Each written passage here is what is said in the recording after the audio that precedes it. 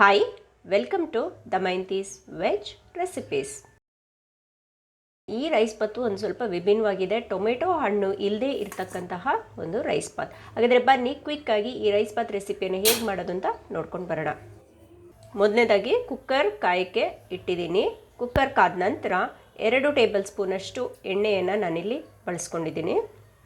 ಎಣ್ಣೆ ಚೆನ್ನಾಗಿ ಕಾಯಬೇಕು. ಕಾದ ನಂತರ 2 ಚಕ್ಕೆಯನ್ನು ಹಾಕೋತಾ ಇದ್ದೀನಿ. ಹಾಗೆಯೇ ಪಲಾವ್ ಎಲೆ, ಶುಂಠಿ ಜಜ್ಕೊಂಡಿರೋದು 1.5 ಟೇಬಲ್ ಸ್ಪೂನಷ್ಟು ಬಳಸ್ಕೊಂಡಿದ್ದೀನಿ.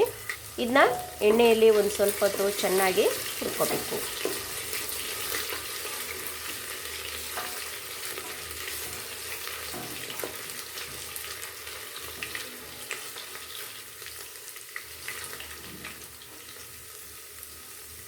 ಕಟ್ ಮಾಡಿರ್ತಕ್ಕಂಥ ಈರುಳ್ಳಿ 1 ಕಪ್ಪು, ಹಸಿಮೆಣಸಿನ್ಕಾಯಿ ಸ್ವಲ್ಪ, ಖಾರ ನೋಡಿಕೊಂಡು ನೀವು ಬಳಸ್ಕೋಬೋದು. ಪುದೀನ ಎಲೆ 1/4 ಕಪ್ಪಷ್ಟು ಹಾಕ್ಕೊಂಡು ಚೆನ್ನಾಗಿ ಹುರ್ಕೋಬೇಕು. ಈರುಳ್ಳಿ ಹಾಗೂ ಹಸಿಮೆಣಸಿನ್ಕಾಯಿ ಎಣ್ಣೆಯಲ್ಲಿ ಚೆನ್ನಾಗಿ ಫ್ರೈ ಆಗೋವರೆಗೆ ಹುರ್ಕೋತಾ ಬನ್ನಿ.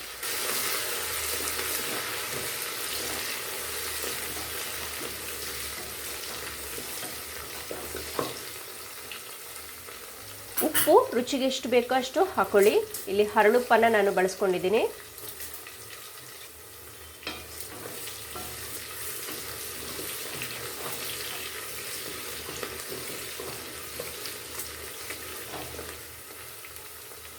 ಕಟ್ ಮಾಡಿರ್ತಕ್ಕಂತಹ ಆಲೂಗಡ್ಡೆ 1 ಕಪ್ಪಷ್ಟಿದೆ, ಬಟಾಣಿ 1/4 ಕಪ್ಪು,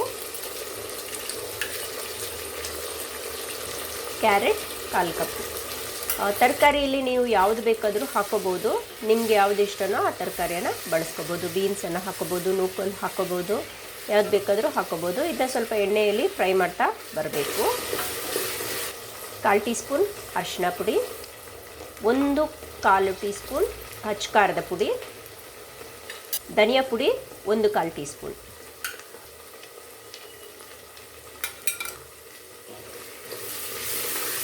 ಇವೆಲ್ಲ ಒಂದು ಸ್ವಲ್ಪ ಎಣ್ಣೆಯಲ್ಲಿ ಚೆನ್ನಾಗಿ ಕದಡ್ತಾ ಬನ್ನಿ.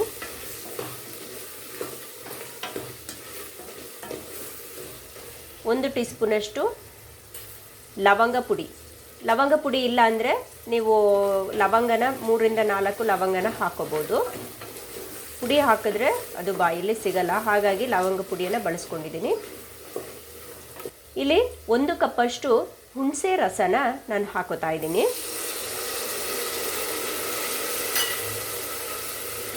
ಚೆನ್ನಾಗಿ ಕಲಿಸ್ಕೊತಾ ಬನ್ನಿ.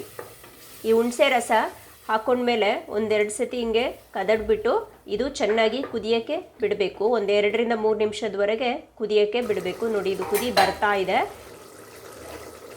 ಚೆನ್ನಾಗಿ ಕುದಿ ಬಂದ ನಂತರ ಇಲ್ಲಿ ಕಾಯಿಸಿ ಇಟ್ಟಿರ್ತಕ್ಕಂತಹ ನೀರನ್ನು ನಾನು ಬಳಸ್ಕೊತಾ ಇದ್ದೀನಿ. ನಾನಿಲ್ಲಿ 3 ಗ್ಲಾಸ್ ಅಕ್ಕಿಯನ್ನು ತಗೊಂಡಿರೋದ್ರಿಂದ ನಾನಿಲ್ಲಿ 6 ಗ್ಲಾಸಷ್ಟು ನೀರನ್ನು ಬಳಸ್ಕೊತಾ ಇದ್ದೀನಿ. 1 ಗ್ಲಾಸಿಗೆ 2 ಗ್ಲಾಸಷ್ಟು ಅಳುತ್ತೆ. ನಾನು ಕಾಯಿಸಿರೋದನ್ನ ಯಾಕೆ ಹಾಕೋತಾ ಇದ್ದೀನಿ ಅಂದರೆ ಬೇಗನೆ ಕುದಿ ಬರುತ್ತೆ ಮತ್ತು ನಿಮಗೆ ಅಡುಗೆದು ಟೈಮಿಂಗ್ ಸ್ವಲ್ಪ ಉಳಿತಾಯ ಆಗುತ್ತೆ. ಹಾಗಾಗಿ ನಾನು ಇದನ್ನ ಪ್ರತಿ ಸತಿ ಈ ಒಂದು ಮೆಥಡನ್ನು ಫಾಲೋ ಮಾಡ್ತಾ ಬರ್ತಾ ಇದ್ದೀನಿ. ಇದೊಂದು ಸ್ವಲ್ಪ ಚೆನ್ನಾಗಿ ಕಲಿಸ್ಕೊಳ್ಳಿ. ಕಲಿಸ್ಕೊಂಡಾದಮೇಲೆ ಮುಚ್ಚಿಬಿಟ್ಟು ಸ್ವಲ್ಪ ಹೊತ್ತು ಕುದಿಯೋಕ್ಕೆ ಬಿಡಿ. ನೋಡಿ, ಈಗ ಕುದಿ ಚೆನ್ನಾಗಿ ಬರ್ತಾ ಇದೆ. ಈ ಟೈಮಲ್ಲಿ ನೀವು ಉಪ್ಪು ಏನಾದರೂ ಬೇಕಿದ್ದಲ್ಲಿ ಹಾಕ್ಕೋಬೋದು. ಈಗ ಎಲ್ಲ ಕರೆಕ್ಟಾಗಿ ಇದೆ. ನಾನೀಗ ನೆನೆಸಿ ಇಟ್ಟಿರ್ತಕ್ಕಂತಹ ಅಕ್ಕಿಯನ್ನು ಹಾಕೋತಾ ಇದ್ದೀನಿ. 3 ಗ್ಲಾಸಷ್ಟು ಅಕ್ಕಿ ಇದೆ. ಅಕ್ಕಿಯನ್ನೆಲ್ಲ ಹಾಕ್ಕೊಂಡು ನಂತರ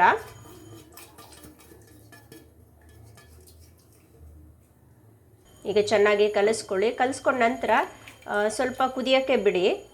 ಈ ಟೈಮಲ್ಲಿ ನಿಮಗೆ ಉಪ್ಪು ಏನಾದರೂ ಬೇಕಿದ್ದರೆ ಹಾಕ್ಕೋಬೋದು. ನನಗಿಲ್ಲಿ ಸ್ವಲ್ಪ ಉಪ್ಪು ಬೇಕಿತ್ತು, ಹಾಕ್ಕೊಂಡಿದ್ದೀನಿ. ಹಾಗೆ ಖಾರ ಒಂದು ಸ್ವಲ್ಪ ಕಡಿಮೆ ಇತ್ತು, ಖಾರನೂ ಹಾಕ್ಕೊಂಡಿದ್ದೀನಿ.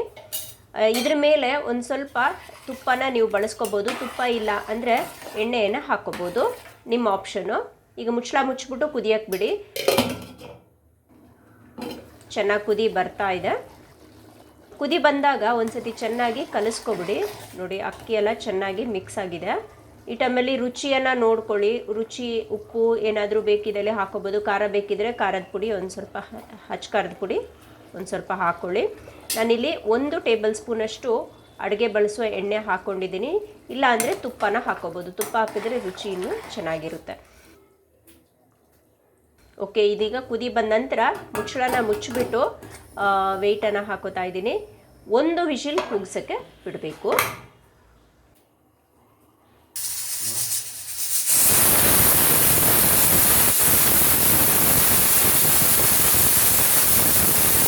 ಈ ರೈಸ್ ಬಾತಿಗೆ ನಾನಿಲ್ಲಿ ಒಂದೇ 1 ವಿಷಿಲನ್ನು ಕೂಗಿಸ್ತಾ ಇದ್ದೀನಿ.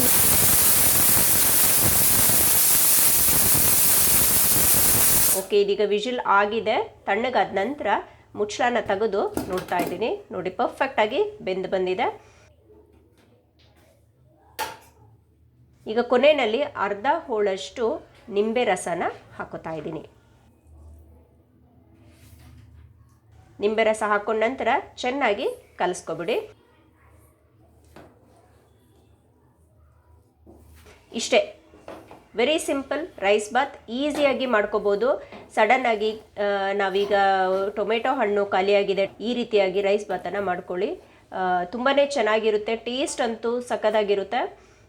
ವೆರಿ ಸಿಂಪಲಾಗಿ ಮಾಡ್ತಕ್ಕಂತಹ ರೈಸ್ ಬಾತ್ ರೆಸಿಪಿ ನೋಡ್ಕೊಂಡ್ರಲ್ಲ ಫ್ರೆಂಡ್ಸ್, ಹೇಗೆ ಮಾಡೋದು. ಟೊಮೆಟೊ ಹಣ್ಣು ಇಲ್ಲದೆ ಮಾಡ್ತಕ್ಕಂತಹ ರೈಸ್ ಬಾತ್ ರೆಸಿಪಿಯನ್ನು ನಾನು ನಿಮಗೆ ತೋರಿಸ್ಕೊಟ್ಟಿದ್ದೀನಿ. ನೀವು ಕೂಡ ಟ್ರೈ ಮಾಡಿ. ಹಾಗೆ ಹೇಗಿತ್ತು ಈ ರೆಸಿಪಿ ಅಂತ ನನಗೆ ಕಮೆಂಟ್ ಮೂಲಕ ತಿಳಿಸಿ. ನನ್ನ ಈ ರೆಸಿಪಿ ನಿಮಗೆ ಇಷ್ಟ ಆಗಿದರೆ ಒಂದು ಲೈಕ್ ಕೊಡಿ, ಹಾಗೆ ಎಲ್ಲರಿಗೂ ಶೇರ್ ಮಾಡಿ. ಇನ್ನು ಈ ರೀತಿಯಾದ ಡಿಫ್ರೆಂಟಾಗಿ ಟೇಸ್ಟಿಯಾಗಿ ಸುಲಭವಾಗಿ ಮಾಡ್ತಕ್ಕಂತಹ ರೆಸಿಪೀಸ್ಗೆ ದಮಯಂತೀಸ್ ವೆಜ್ ರೆಸಿಪೀಸ್ ಚಾನಲ್ನ ಸಬ್ಸ್ಕ್ರೈಬ್ ಮಾಡಿ. ಮತ್ತೊಂದು ಹೊಸ ರೆಸಿಪಿಯೊಂದಿಗೆ ಮತ್ತೆ ಸಿಗ್ತೀನಿ. ವಿಡಿಯೋ ನೋಡಿದ್ದಕ್ಕೆ ಧನ್ಯವಾದ.